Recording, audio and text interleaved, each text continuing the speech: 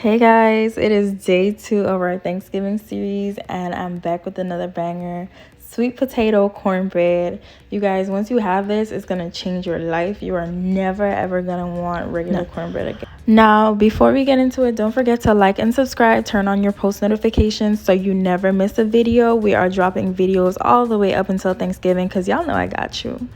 So, first and foremost, before we get started, we are going to boil 2 sweet potatoes really soft. This took me about 15 minutes, and then once I peeled them and everything, well, I peeled them before, and once they were finished boiled and all soft, I just threw them into my mixer here. This was, I want to say, about medium to large size potatoes, and I just threw them into my mixer on low just to get them really nice and mushed up to almost look like baby food. Now I'm going to go ahead and add in 4 room temperature eggs to that. And I'm going to mix that up really well for about a minute or so.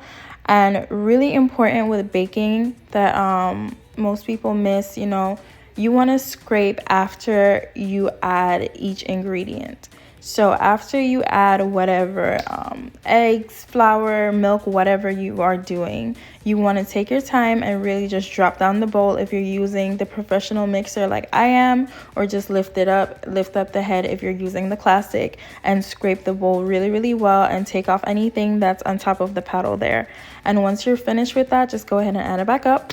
Now I'm dropping in 1 teaspoon of vanilla and let that mix. You don't have to scrape after the vanilla. You can go ahead and add in your 2.5 cups of buttermilk here.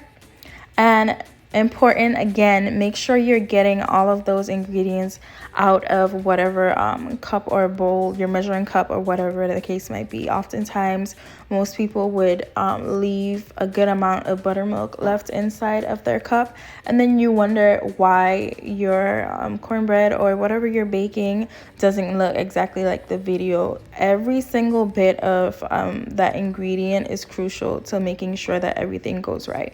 So like I said, just make sure that you're scraping your bowl right here. Make sure that you're getting all the way to the bottom as well, and bringing whatever that's down there back up and scrape off the paddle and turn it back on. Now I added in 1/2 cup of vegetable oil, and I'm also gonna add in 2 sticks of unsalted melted butter. You don't want your butter to be hot because it's just gonna make everything really, really greasy. So you want it to come down to about room temp. Now I'm just making sure I'm getting all of that butter out of that cup like I said, and I'm just gonna stop this once it's incorporated, and I'm gonna just scrape all of the sides once again. We're gonna repeatedly be doing this because we don't want to have to go back and have to mix everything over again. Now for the color, you guys always ask me what colors I use. I use Chef Master, and I'm just going to be using 1 teaspoon of the sunset orange in here. This is completely optional. I just like to have that really nice bright orange color, because remember, everyone eats with their eyes, especially if we're serving this for our potluck or Thanksgiving. They're going to want to see that bright orange color. Now we're going to go ahead and add in 1/2 cup of honey in here. I'm just using regular honey. You can use honestly whatever you have. I don't know really the difference between the honeys. And just throw that in. You don't have to scrape after the honey because we're going to go ahead and add in our sugar. I added 1/2 cup of light brown sugar and then 3/4 cup of white sugar. Now I'm going to let that mix again until it's incorporated. All of this is going to be mixed on about a low to medium speed. I think it was like a 4 on my mixer if I'm not mistaken. And like I said, I'm just going in here. This scrape is really kind of crucial because we did just add that orange color in there. So we want to make sure that we're scraping the bowl very, very well, just to make sure that we're getting like any little bits of sweet potato or anything that wasn't really mixed well in there. Now for our dry ingredients, it is going to be 2 cups of AP flour, 1.5 cups of yellow cornmeal. You're going to use 1 teaspoon of salt, 1 teaspoon of baking soda, 1.5 teaspoons of baking powder, and then we're going to use 1 teaspoon cinnamon, 1 teaspoon of nutmeg, and 1 teaspoon of pumpkin spice. And we're just going to give that a really nice whisk just so that everything is nicely combined. And we're going to go back to our wet mixture, and we're just going to turn it up to about a low to medium speed. I want to say this was like a 4 on my mixer right here. You don't want to have it too high because then the flour mixture is going to get everywhere. And we're just going to slowly pour that in. It seems a little fast here because I sped up the video a bit. And we're going to just let that mix until everything is well combined here. I bumped it up a little bit once all of the dry ingredients were mixed in. I bumped it up a bit just to make sure that we were getting out most of those clumps of flour in there. And I let that spin for about 1 minute. And once I felt like everything was really nicely incorporated, I'm just going to turn it off. And this scrape is really important as well. If you need to take off the paddle attachment to get this one mixed really well, I would suggest doing that as well. I ended up doing it once I paused the video, just to scrape off all of the excess flour and all of that batter that was on there, just to make sure that everything was really nicely incorporated, because you don't want any raw bits of flour and you don't want to have any white chunks inside of your cornbread from any flour that wasn't mixed properly. So make sure you're getting all the way down to the bottom of that bowl and scraping upward. Now I gave it a really light mix here really quick. This was about for 30 seconds just to make sure that everything was combined. And then I stopped it and I took off the paddle. And now I'm just basically going around on one last good scrape and just making sure that everything is really nice and combined. There's no flour left over to the bottom, which happens a lot with these mixers. So I'm just making sure that I'm bringing everything that's at the bottom up really nicely and gently. You don't want to over mix it, so you're going to use a folding motion. Now this batter gives me 2 8x8 pans.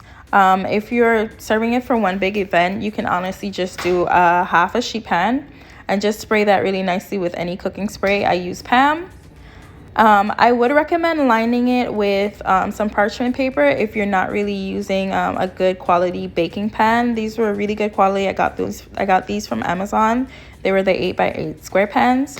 And I'm just gonna fill that up with the batter. It's about halfway. You don't want to overfill because it is going to rise. So I filled it up to halfway, and then I'm just tapping it on the counter just to make sure that I release any air bubbles that got into that batter. So here I'm doing the same thing with the second pan right here, just pouring it all in, getting all of that batter out of the bowl. And I'm just going to tap it on the counter, and this is just going to help, like I said, remove any excess air bubbles and level out the batter.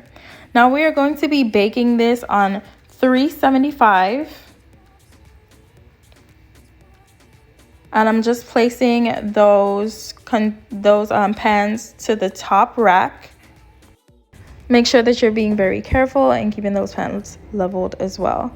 Now, my trick for getting the most moist baked goods, I always put a pan, it could be whatever size pan you want, inside of the oven with whatever I'm baking to the bottom, and the steam is just going to help keep everything moist. And we're going to be baking that for about 1 hour, like I said, on 375 degrees.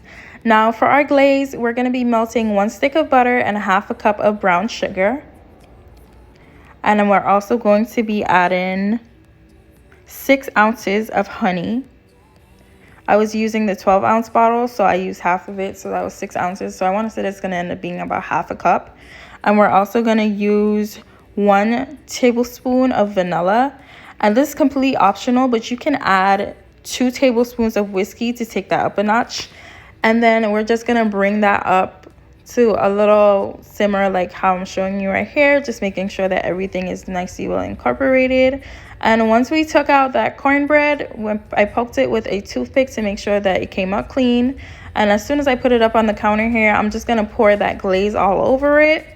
And I'm going to take one of my little spatulas, or you could use a back of a spoon, whatever that you have, and just spread that out really evenly. And once this starts to cool down, you're going to realize that it's gonna mimic like the consistency of, it's basically like a caramel glaze. Like basically it's going to start to get really, really thick. So you're going to be able to, like, if you want to bring some more up to the top, you can do so as well, because it's going to try to collect down in the corners of your pan down there. So just give it a second, and then once it sits for a minute, you can just try to brush it upward to bring it back up towards the middle. And then we just let this sit for about 15 to 20 minutes just to cool down. And if you're using this 8x8 pan that I'm using here, I'm just going to cut these up into some squares really quick. Same thing if you're using the sheet pan, just measure it out evenly so you get even squares. I know my lines were kind of crooked here, but I did measure it out on the other pan just so that I was getting everything very nicely centered. And I did want like a bigger piece here for the picture. So my middle square did end up being a bit big, but this was the finished product. You guys, let me know if you guys have any questions or comments. The full written recipe is going to be posted on my Tastemade site. Don't forget to like and subscribe. And if you guys, like I said, have any recommendations of what you want, just let me know. Bye.